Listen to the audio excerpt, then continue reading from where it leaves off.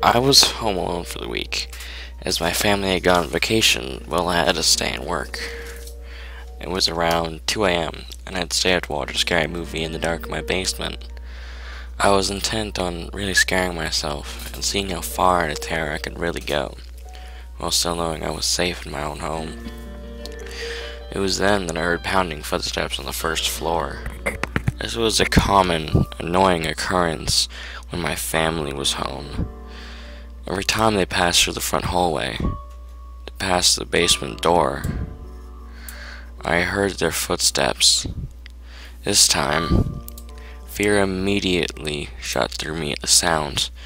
My reflex was to turn the television off immediately. The basement door was up a flight of steps and right a corner, so whoever it was would not have seen any light. I heard the basement door handle click and turn as I sat in absolute darkness. I moved slowly so as to be absolutely silent, and crawled behind our large television. As I passed it, inch by inch, I noted with panic that its black screen still dimly glowed. I heard footsteps coming down the carpeted but creaky stairs. I froze in my hiding place, listening. For many long minutes I heard nothing. Had the intruder seen the television's afterglow, or had it faded in time? Was he standing in the pitch dark listening for me? I seemed to lie there in total silence for an interminably long time. My panic began to fade, and I began to think more clearly. Had I really heard an intruder? Could someone possibly be standing there in silence for so long without making any noise? The basement was so exceedingly quiet that the silence itself began to hurt my ears. Could the unknown person really avoid any noise from shuffling or breathing or anything else? If there was an intruder, he was still in the basement because the creaky stairs were incredibly loud. The door handle clicked, and he wouldn't know to match his footsteps on the first floor, so they couldn't be heard down here.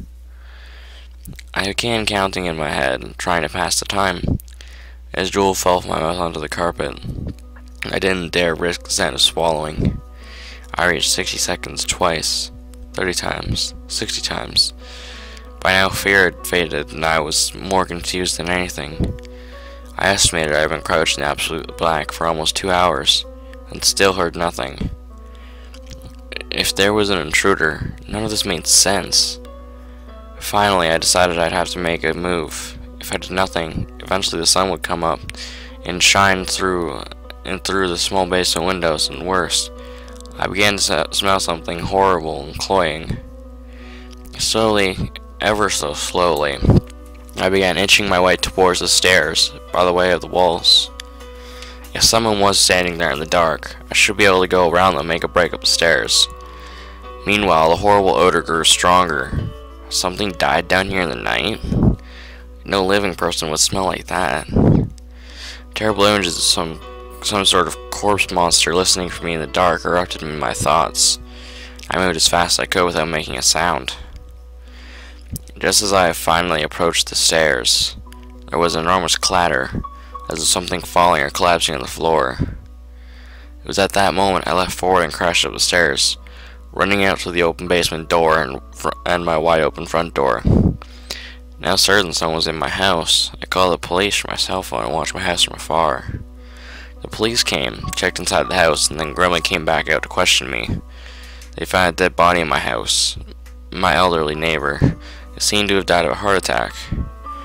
Their belief was that I must have left the front door unlocked, and he must have wandered in my house while dying, looking for help.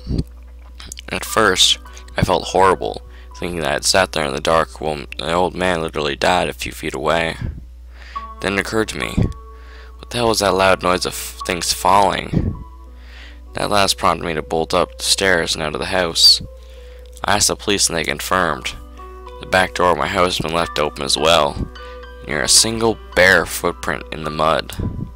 Somehow, for some reason I'll never know, there was someone else in that basement with us, silent, waiting, and listening in the dark over the fresh corpse of an old man.